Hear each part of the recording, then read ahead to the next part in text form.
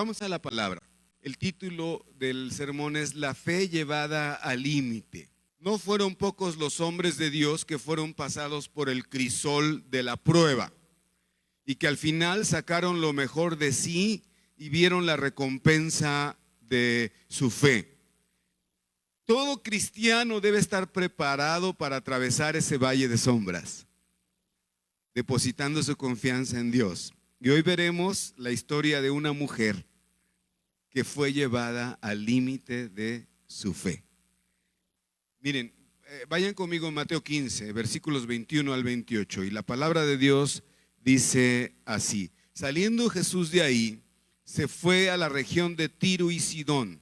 Y aquí una mujer cananea que había salido de aquella región clamaba diciéndole: Señor, hijo de David, ten misericordia de mí. Mi hija es gravemente atormentada por un demonio. Pero Jesús no le respondió palabra.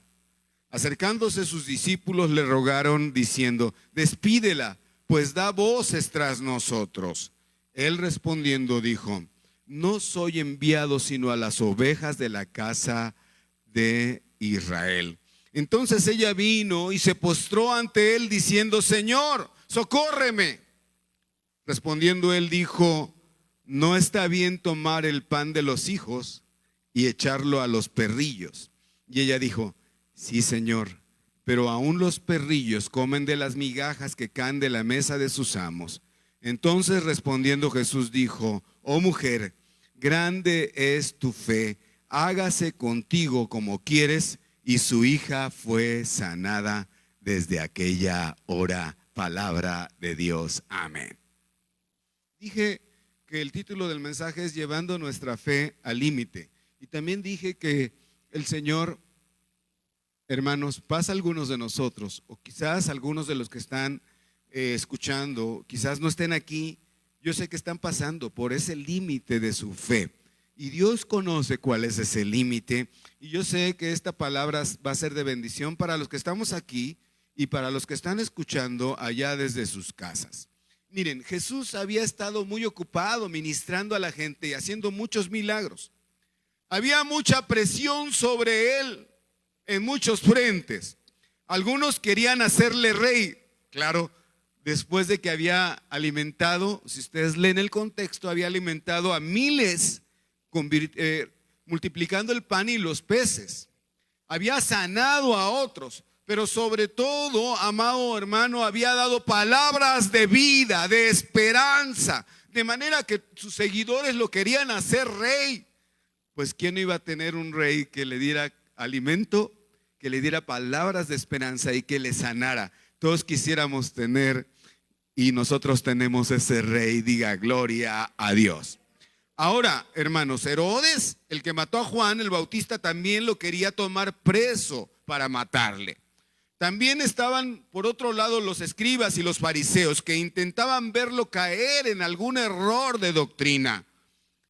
Entonces todas las multitudes, aparte los que le seguían para que les sanara o para que les alimentara, el Señor necesitaba tomarse un descanso. Y quiso apartarse e ir al otro lado del mar de Galilea. Subió a un monte, después fue a Genezaret y otra multitud le siguió. Se encontraba cansado, quería apartarse a un lugar tranquilo con sus apóstoles. Y se fue a una región extranjera, a Tiro y Sidón, y así quedó dejando la tierra de Israel para entrar a la tierra de gentiles.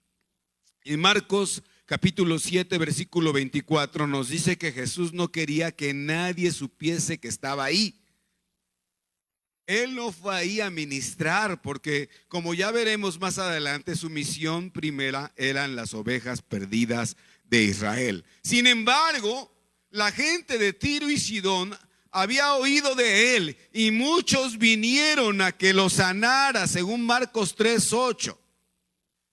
Y yo creo, hermanos, que muchas personas de estas creyeron en él, por lo que dice Mateo 11:21. Dice que en Tiro y en Sidón, si se hubieran hecho los milagros que en Israel, se hubiera arrepentido mucho antes que ellos. Ahora, el tema y el personaje central después de nuestro Señor Jesucristo es la mujer, ¿no? La mujer sirofenicio. Quiero invitarles para que nos centremos en ella y en su problema, que ya dije que su fe fue llevada al límite. Y no me cabe la menor duda que Dios quiere, hermanos, algunas veces llevarnos a ese límite de nuestra fe, para lo cual debemos estar preparados todos. Aquí se relata esta historia de esta mujer cananea, griega, era gentil.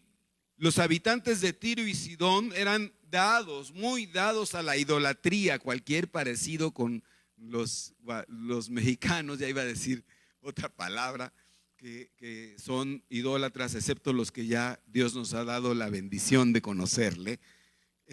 Obviamente, hermanos, no se llevaban bien con los judíos. No sabemos el nombre de la mujer, tampoco el de su marido, ni el de su hija, por el que clamaba.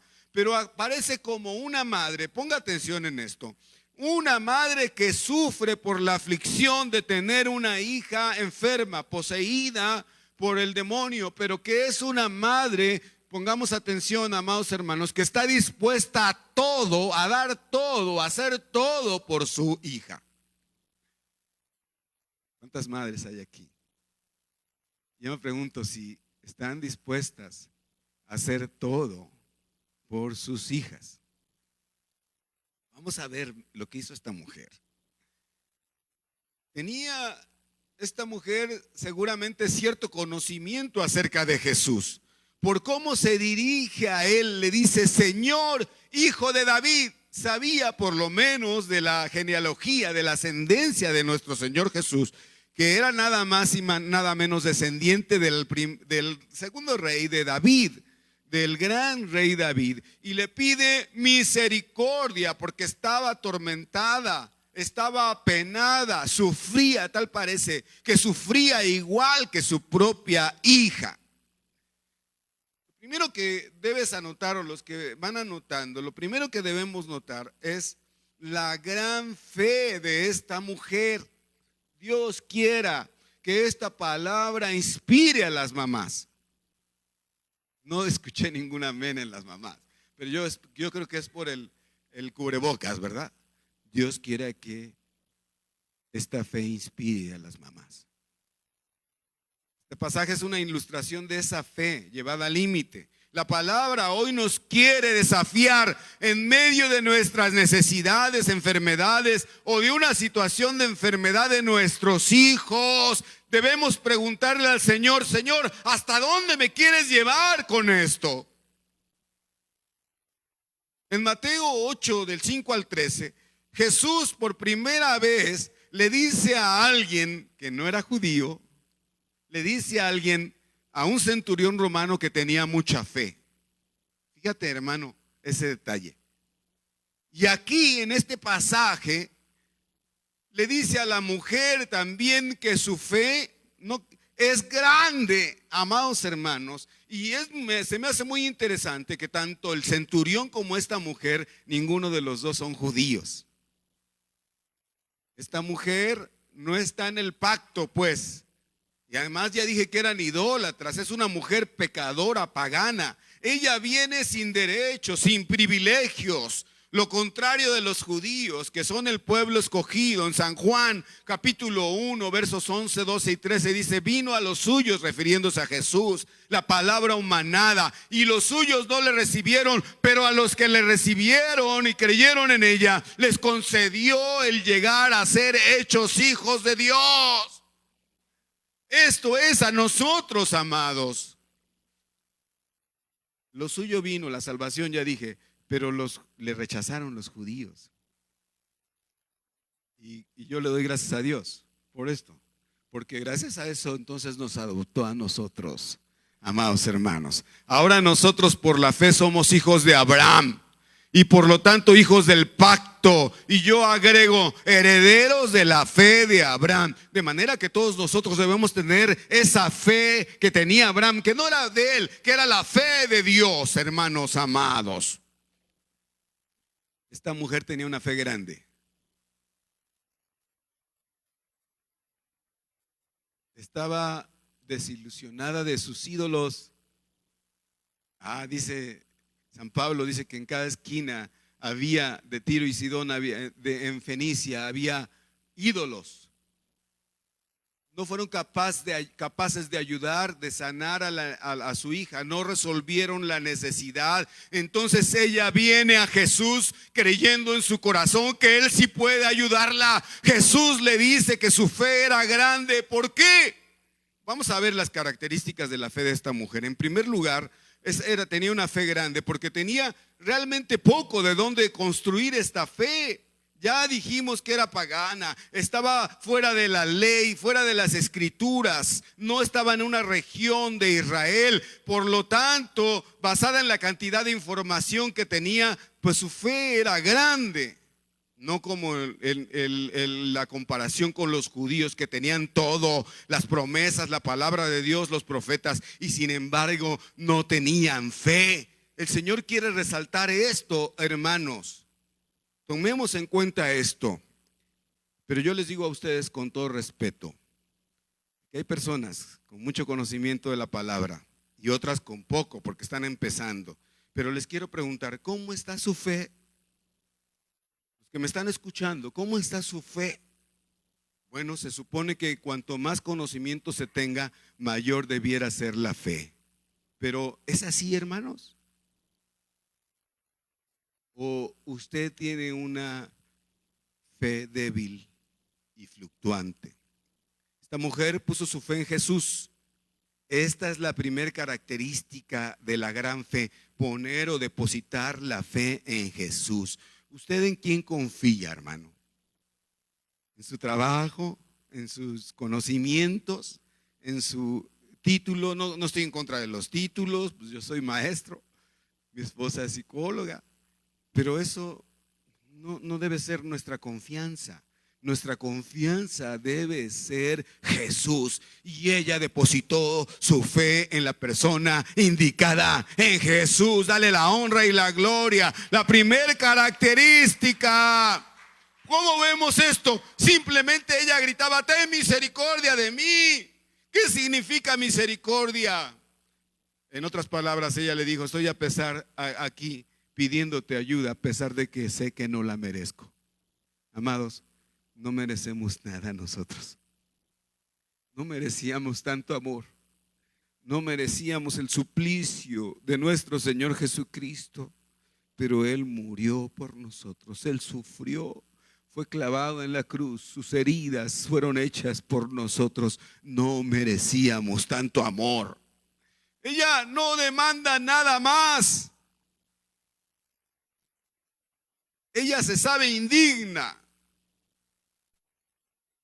busca misericordia y sabe que no la merece.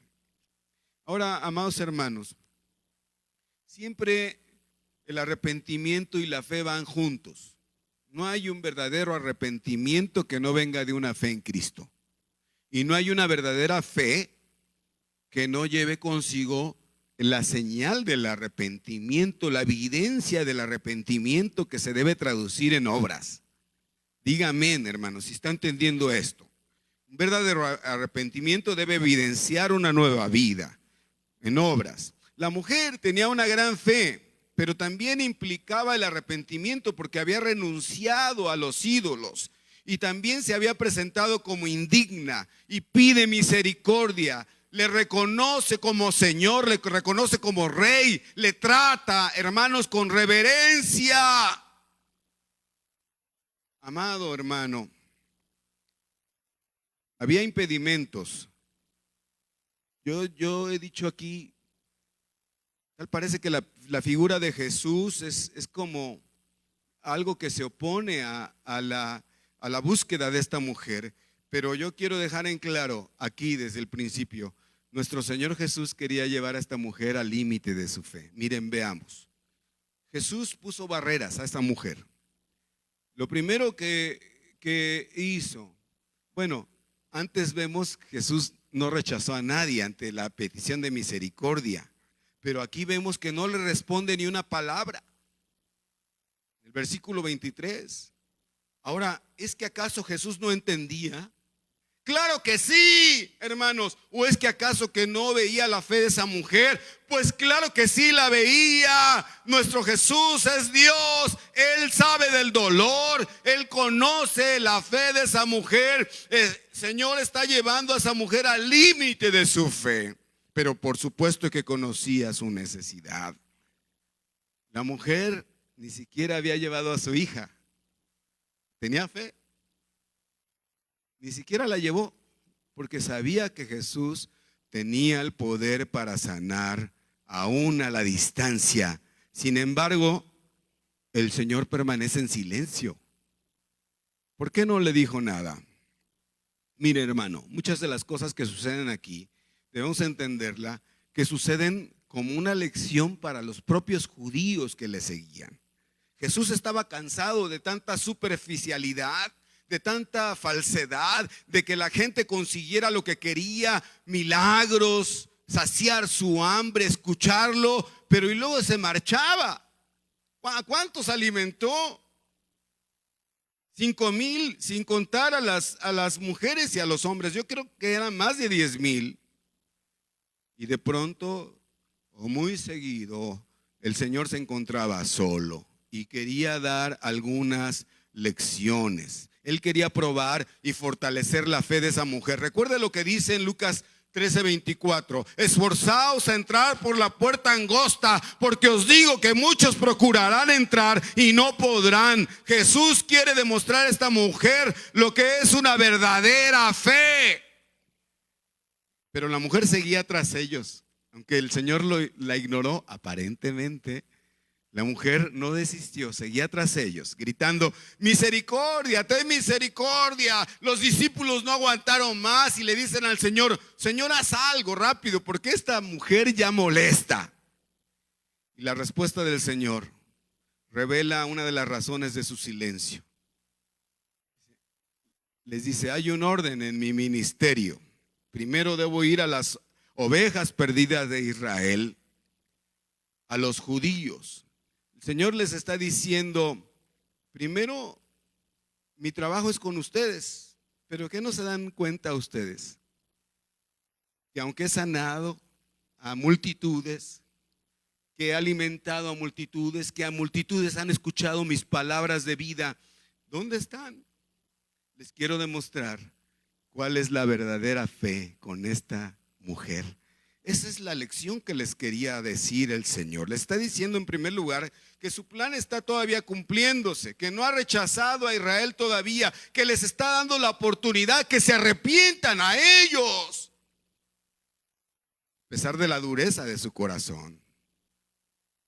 Jesús quería que sus apóstoles supieran esto y tuvieran claro. Lo dijo entonces esto por los judíos. Pero la mujer recibió estas palabras como si fueran una grosería, ¿no? Una bofetada. Dicen: ahorita no te voy a atender a ti, primero voy a atender a los judíos. Pero ella insistió. No cesó de su búsqueda. Ella reaccionó con dos ingredientes con los que toda madre debe reaccionar si busca un milagro: humildad, anótelos, humildad y adoración. Se humilló porque recibió esa palabra que ni siquiera fue dirigida a ella sino a los discípulos. Dice: ahorita voy a atender a mis hijos y a los demás no les voy a hacer caso. Pero ella se humilló. Hermanos, cuánto nos falta humillarnos delante de Dios. Por eso digo que la fe de esta mujer fue llevada al límite.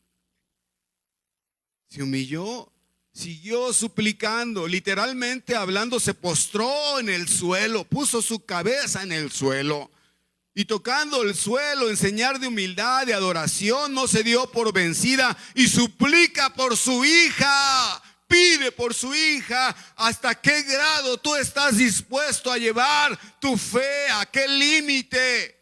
Tienes que preguntarle al Señor: Señor, ¿hasta dónde me quieres llevar tú? ¿Qué tanto debo hacer para obtener un milagro de parte tuya? Yo espero que seas inspirado por esta palabra.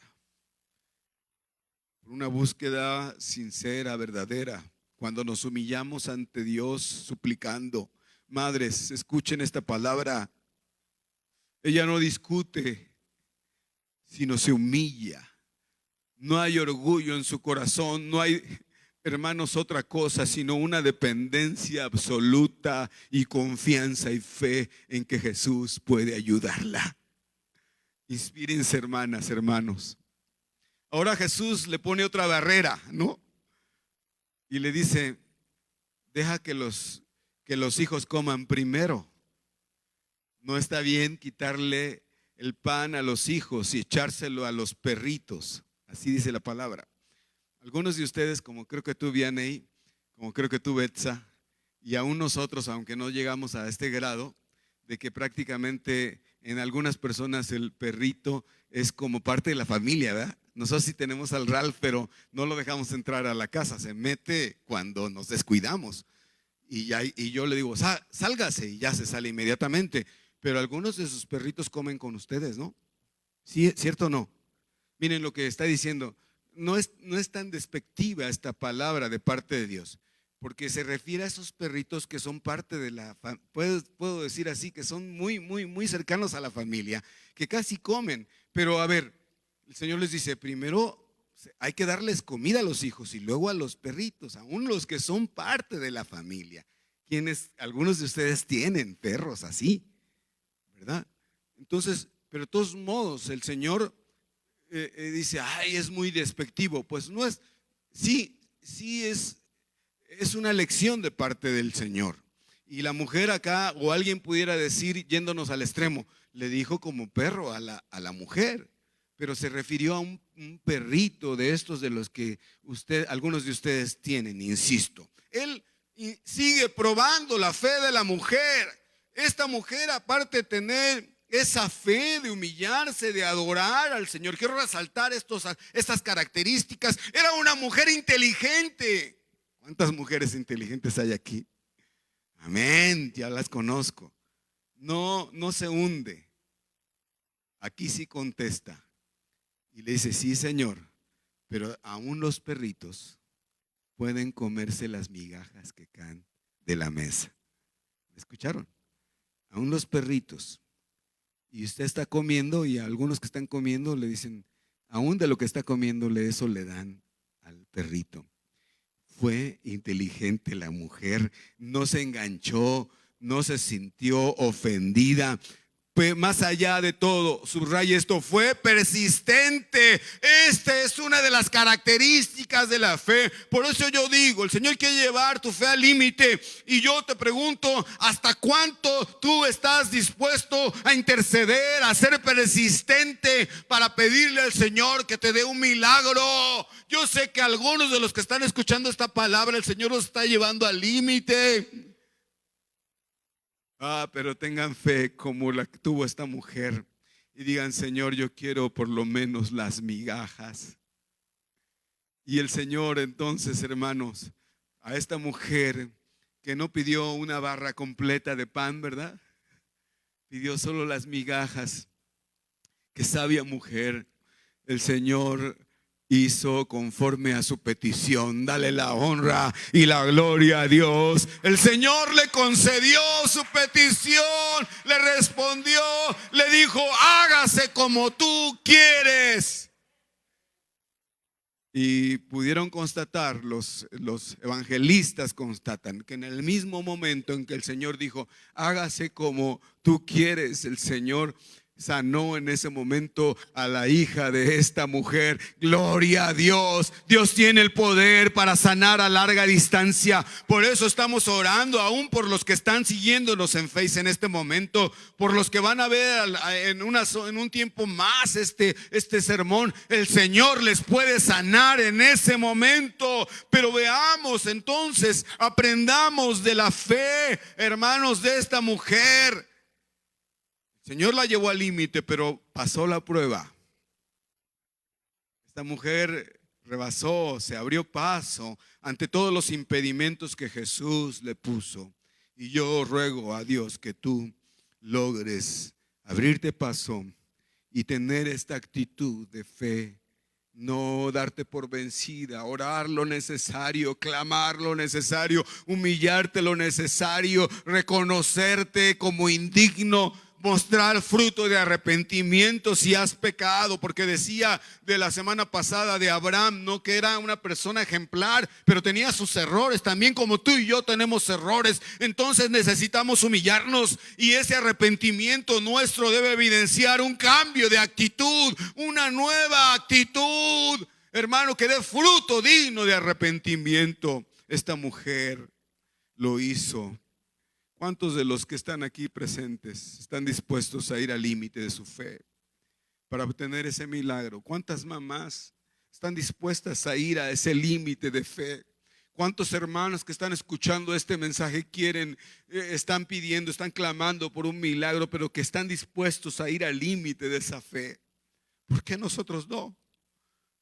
¿Qué diferencia tenemos si nosotros somos igual? Somos gentiles, somos indignos, merecedores, pero Dios ha visto con ojos de misericordia nuestra vida, y Él seguirá viendo con ojos de misericordia si tú te humillas delante del Señor. No importa quién seas, cuál sea tu necesidad, la misericordia de Dios es infinita. Solo tienes que tener fe, buscar a la persona indicada. Esa se llama Jesús, y está aquí, y está ahí donde tú te encuentras. Humillarte, adorarle a Él, solo a Él, quitar toda idolatría, dejar todo lo que ofende al Señor y mostrar arrepentimiento y ser perseverante. ¿Cuántos de los que estamos aquí hubiéramos salido corriendo cuántos de los que vienen aquí, Dios nos ayude para tener gracia, ¿no? Que solo porque no les dimos una bienvenida, porque no los saludamos, ya no están. Mira esta mujer. Qué ejemplo tan grande.